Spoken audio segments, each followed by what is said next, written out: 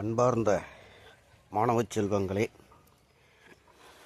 உங்களுக்காகவே இந்த வீடியோவை அர்ப்பணம் செய்கின்றேன். தேங்காய் பார்த்திருப்பீர்கள், அதை உண்டு மகிழ்ந்திருப்பீர்கள். ஆனாலும் அவைகள் எவ்வாறு முளைக்கின்றன என்பது உங்களுக்கு பரிச்சயமான விஷயமாக இருக்காது.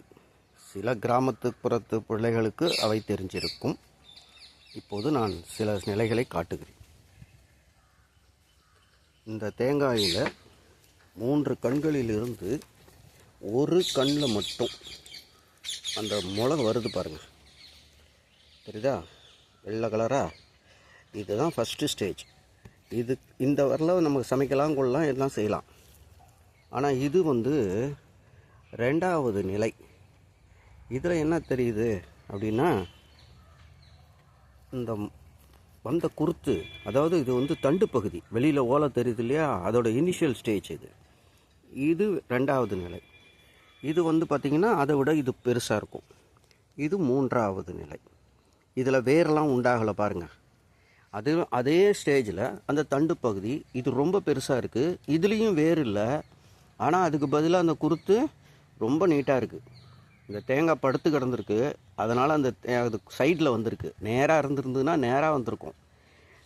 இப்போ இது பார்த்திங்கன்னா இந்த நிலையில் முதல்ல ஒரு வேர் வந்திருக்கு பாருங்கள். அந்த குருத்துக்கு அடியிலிருந்து ஒரே ஒரு கண்ணில் இருந்தால் 3 கண் இருக்கு இல்லையா, அந்த 3 கண்ணில் ஒரே ஒரு கண்ணில் மட்டும் வேரும் வருது, குருத்தும் வருது.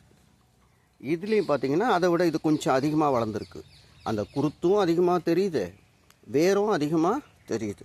இந்த நிலையில் பாருங்கள், 3-4 வேர் வாங்கிருச்சு இது.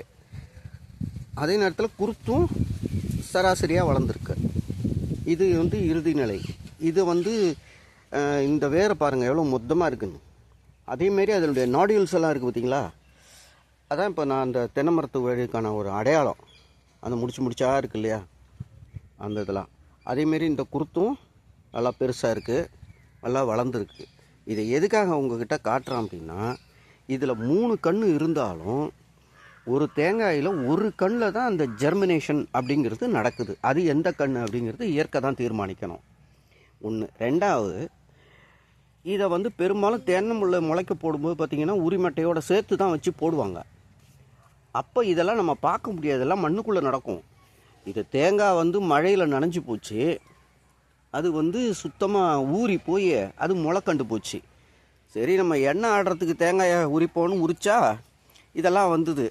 உடனே எனக்கு உங்கள் நினப்பு வந்துருச்சு. அதனால் இதை எடுத்து வரிசையாக அரேஞ்ச்மெண்ட் பண்ணி உங்களுக்கு காட்டலாமே. ஏன்னா முக்கியமாக அந்த டவுனில் இருக்கிற பிள்ளைங்களுக்கு இதெல்லாம் ஒரு அபூர்வமான விஷயமாக படுது. ஏன்னா ஒரு செடி கொடியை பார்க்குறதுக்கு கூட அதுகளுக்கு கஷ்டமாக இருக்குங்கிறதுனால தான் இந்த மாணவ சமுதாயர்களுக்கும் செல்வங்களுக்கும் இதனையும் நான் அர்ப்பணிக்கிறேன். நன்றி, வணக்கம்.